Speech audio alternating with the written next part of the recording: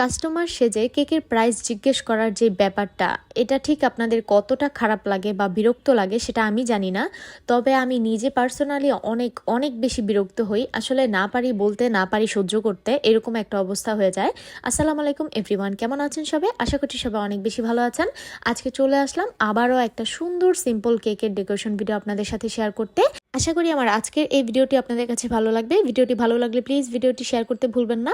তো যাই হোক, ভিডিওর শুরুতে আমি বলে নিই আমার কেকের ডিটেলসটা। আজকের এই কেকটা ছিল মূলত 1 পাউন্ডের মধ্যে একটা ভ্যানিলা ফ্লেভার কেক। আর এই কেকটা যিনি অর্ডার করেছিলেন আপু আমার রিপিট কাস্টমার।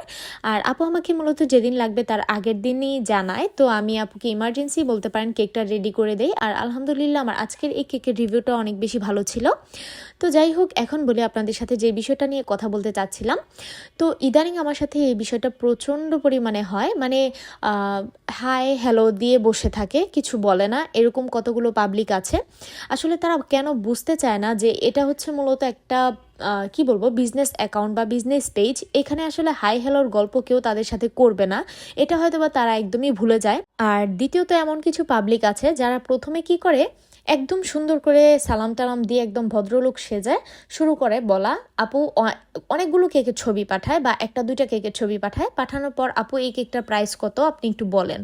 তো আমি যখন বলি যে আপনার লোকেশন কোথায়, তখন বলে যে আগে আপনি প্রাইস বলেন। তো তখন আমি ভালো করে সুন্দর করে বুঝিয়ে দেই যে আপু আসলে দেখেন, যদি আপনার লোকেশন গাজীপুরের বাইরে হয় বা গাজীপুরের মধ্যে হলেও যদি আমাদের লোকেশন থেকে খুব একটা দূরে হয়ে যায়, তাহলে কিন্তু আমরা আপনাকে ডেলিভারিটা দিতে পারবো না।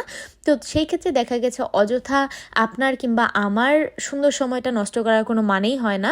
আর সবচেয়ে বড় কথা, আমরা তো বসে থাকি না, আমরা বলতে গেলে ব্যস্তই থাকি, হোক সেটা সাংসারিক কাজ বা আমাদের বিজনেসের কোনো কেকের কাজ। আসলে সময়ের থেকে মূল্যবান আমার কাছে মনে হয় না আর কিছু আছে। তো যাই হোক, ওনাদেরকে যখন এভাবে বলা হয় তখন বলে যে প্রাইস জানতে তো আর সমস্যা নেই, আপনি প্রাইসটা বলেন।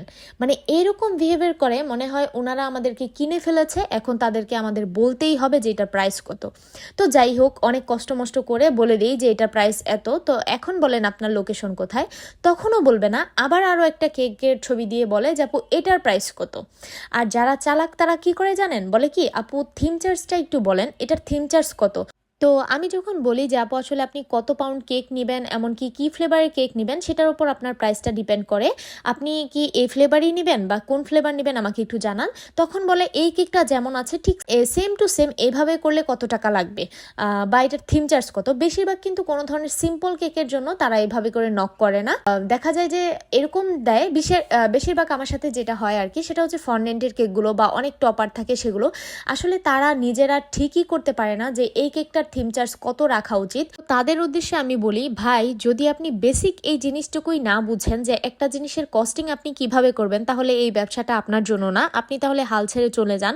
কারণ অন্যকে বুঝিয়ে সুঝিয়ে আপনি কতদিন চলতে পারবেন, অন্যর থেকে এভাবে জেনে আপনি কতদিন কাজ চালাতে পারবেন, আপনার খরচ কত পড়ছে যে সেটা যদি আপনি একবার বের করতে পারেন, তাহলে এর মধ্যে আপনি কত টাকা প্রফিট চাচ্ছেন বা কিরকম আপনার জন্য ন্যায্য হবে নেওয়াটা, সেটা কিন্তু আপনি নিজেই বুঝতে পারবেন। কিন্তু তা না করে ওরা এত বেশি অলস, মানে নিজেদের যেই সময়টুকু তারা মেধা খাটিয়ে বের করে ফেলতে পারতো, সেই সময়টুকু তারা কাজে লাগায় মানুষের থেকে এভাবে জেনে, মানে চেয়ে চেয়ে নেওয়া বিষয়টা আর কি। তো যাই হোক, এই বিষয়টা আমার কাছে অনেক বেশি বিরক্ত লাগে। তো আশা করি আমার কথাগুলো আপনারা সুন্দরভাবে নেবেন। যদি ভুল কিছু বলে থাকি তাহলে অবশ্যই আমাকে ক্ষমা সুন্দর দৃষ্টিতে দেখবেন। সবাই ভালো থাকবেন, আল্লাহ হাফিজ।